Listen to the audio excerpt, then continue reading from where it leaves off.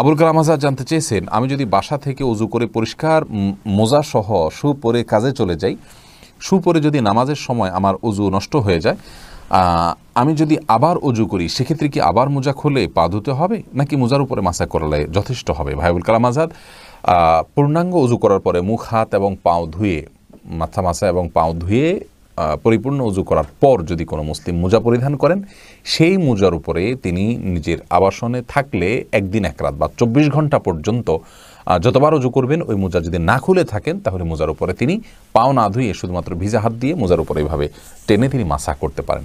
এভাবে টেনে মাসা করলে তার মোজা উজু হয়ে যাবে। কিন্তু এক্ষেত্রে মোজাটি হয় চামড়ার হতে হবে, আর না হলে কাপড়ের হলে অত্যন্ত শক্ত হতে হবে, যেটা পরে স্বাভাবিকভাবে অনেক দূর পর্যন্ত হাঁটা যায়। খুব বেশি পাতলা হবে না এবং ছেঁড়া হবে না, বরং ভালো এবং শক্ত একটা মোজা হবে। তাহলে সেক্ষেত্রে সে মোজার উপরে তিনি মাসা করতে পারেন এবং রাসূল আকরাম সাল্লাল্লাহু আলাইহি ওয়াসাল্লাম মোজার উপরে মাসা করেছেন।